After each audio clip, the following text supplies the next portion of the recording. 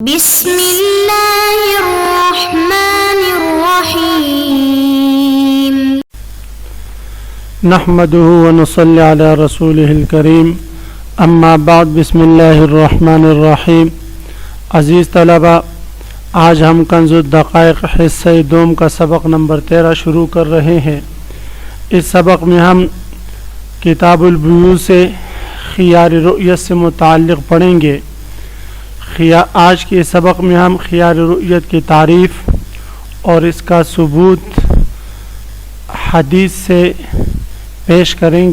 تو عزیز طلبہ، آتے ہیں کتاب کی طرف. سب سے پہلے ہم عبارت پڑھتے ہیں: باب خیار رؤیت شراء ما لم يره جائز وله ان يرده اذا رآه وان رضي قبله ولا خیار لمن باع. یہ باب خیار رؤیت سے متعلق. خیار کی اضافت رؤیت کی طرف، یہ اضافت المسبب الی السبب کے قبیل سے ہے. اصل میں عبارت ہے باب خیار عدم الرؤیہ، یعنی ایسا خیار جو نہ دیکھنے کی وجہ سے مشتری کو ثابت ہوتا ہے. تو یہ باب اس خیار رؤیت کے بیان میں ہے. خیار رؤیت کا مطلب یہ ہے کہ مشتری نے کوئی ایسی چیز خریدی جو بائی کی ملکیت میں تو موجود ہے، لیکن ابھی تک مشتری نے اسے دیکھا نہیں، اور فون پر سودا ہو جائے یا جو ہے ادھری دکان پر تو وہ موجود ہے لیکن گودام کو تالا لگا ہوا ہے اور مبی گودام میں رکھا ہوا ہے. تو وہ کہتا ہے کہ چلو وہ میری ہو گئی اتنے سمن کے بدلے میں، لیکن میں اس سے کل دیکھوں گا پھر خریدوں گا. تو فرماتے ہیں کہ یہ شراء ما لم یرہ جائز، یہ جائز ہے. عزیز طلبہ، یہ بات یاد رکھے کہ شراء ما لم یرہ جائز ایسے عقود کے بارے میں ہے کہ جو عقود فسخ ہونے کا احتمال رکھتے ہوں. جو عقود فسخ ہونے کا احتمال نہیں رکھتے تو ان میں پھر خیار رؤیت جائز نہیں.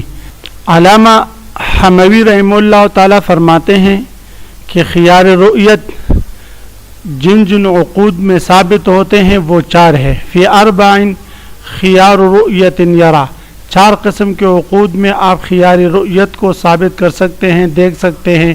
ایک اجارت و قسمت کذا شراء، ایک اجارہ دوسرا قسمت اور تیسرا شراء ہے. کذالک صلح فی ادعاء المال، اسی طرح صلح جو بدل مال کی صورت میں ہو اس میں بھی جو ہے خیار رؤیت ثابت ہوتی ہے. فاحفظ سریعا نظمها فی الحال، فرماتے ہیں کہ یہ نظم فی الحال ہی آپ یاد کر لیں. تو ان 4 چیزوں میں رؤیت جو ہے یہ ثابت ہوتی ہے، یعنی ہر وہ عقد جو فسخ کا احتمال رکھتا ہو اس میں خیار رؤیت جو ہے وہ مشتری کے لیے ثابت ہوتی ہے.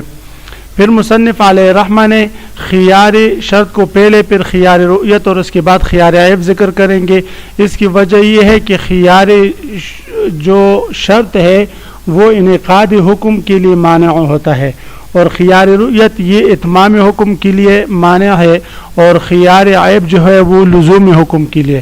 تو مصنف علیہ رحمہ نے پہلے خیار شرط کا درجہ چونکہ بڑا ہے وہ انعقاد حکم سے مانع ہے، اس لیے پہلے اس کا ذکر کیا، اور اب جو ہے خیار رؤیت کا اور اس کے بعد خیار عیب کا ذکر فرمائیں گے.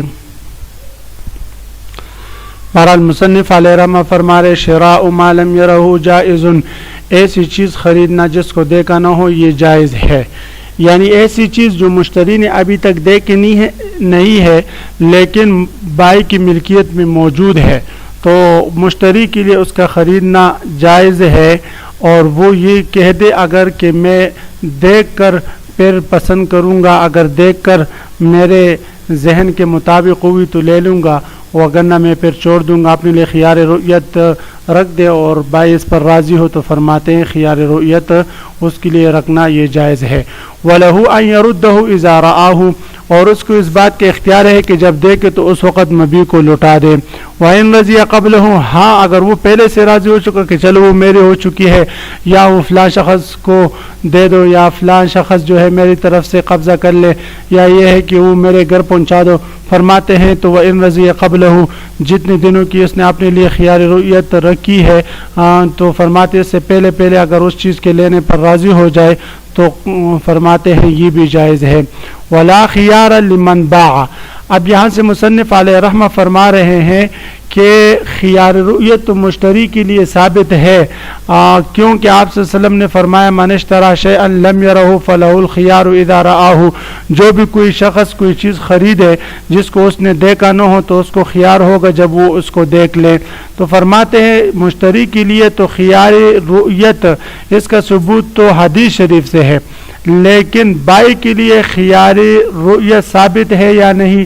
تو فرماتے ہیں کہ بائی کے لیے خیار رؤیت ثابت نہیں. امام صاحب رحمہ اللہ تعالیٰ سے ایک روایت یہ ہے کہ وہ فرماتے ہیں کہ خیار رؤیت بائی کے لیے بھی ثابت ہے، اور لیکن فرماتے ہیں کہ انہوں نے پھر اس سے رجوع کیا، اور رجوع کی وجہ جو ہے حضرت عثمان بن عفان رضی اللہ تعالیٰ عنہ کی روایت بنی. لیکن حضرت عثمان بن عفان رضی اللہ تعالیٰ عنہ کی روایت سے پھر امام صاحب کا رجوع ثابت ہے. وہ روایت یہ ہے کہ عثمان بن عفان رضی اللہ تعالی عنہ نے بصرہ میں موجود اپنی زمین بیچ دی حضرت طلحہ بن عبید اللہ رضی اللہ تعالی عنہ پر. تو حضرت طلحہ بن عبید اللہ رضی اللہ تعالی عنہ سے لوگوں نے کہا آپ کو دھوکہ ہوا؟ تو انہوں نے کہا میں نے ایسی چیز خریدی ہے جو میں نے دیکھی نہیں، تو لہذا میرے لیے خیار رؤیت ہے. تو حضرت عثمان رضی اللہ تعالی عنہ کی بھی یہی لوگوں نے کہا کہ آپ کو دھوکہ ہوا ہے. تو انہوں نے کہا مجھے بھی خیار ہے اس لیے کہ میں نے ایسی چیز بیچی ہے جو میں نے ابھی تک دیکھی نہیں. تو ان دونوں کے درمیان پھر جبیر بن مطعم رضی اللہ تعالی عنہ نے فیصلہ کیا اور خیار رؤیت جو ہے حضرت طلحہ رضی اللہ تعالی عنہ کے لیے ثابت کیا، اس لیے کہ وہ مشتری تھے، اور یہ حضرات صحابہ رضوان اللہ تعالی علیہم اجمعین کے موجودگی میں ہوا، تو اس لیے فرماتے اس پر صحابہ کا اجماع ہوا. تو امام صاحب رحمہ اللہ تعالیٰ نے اپنے قول سے رجوع کیا کہ بائی کے لیے اب خیار رؤیت یہ ثابت نہیں. اور امام شافعی رحمہ اللہ تعالیٰ تو فرماتے ہیں کہ ایسی چیز جو اس نے دیکھی نہ ہو اس کا بیچنا سرے سے جائز ہی نہیں، سرے سے جائز ہی نہیں. بہرحال تو فرماتے مصنف علیہ رحمہ ولا خیار لمن باع، جو شخص کوئی چیز بیچ دے تو اس کو خیار نہیں معلوم یرہو، جس کو اس نے ابھی تک دیکھا نہ ہو. یہ تو امام شافعی رحمہ اللہ تعالیٰ فرماتے جو چیز دیکھی نہ ہو تو اس کو بیچ بھی نہیں سکتے.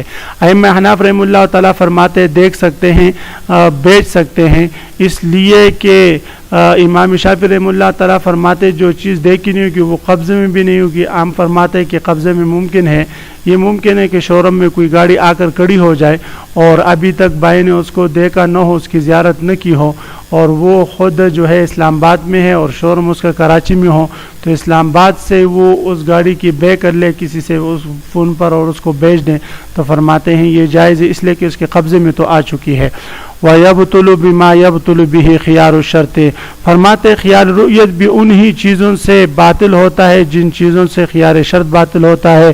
یعنی اگر عاقدین میں سے کوئی ایک فوت ہو جائے تو خیار رؤیت جو ہے وہ باطل ہو جائے گا.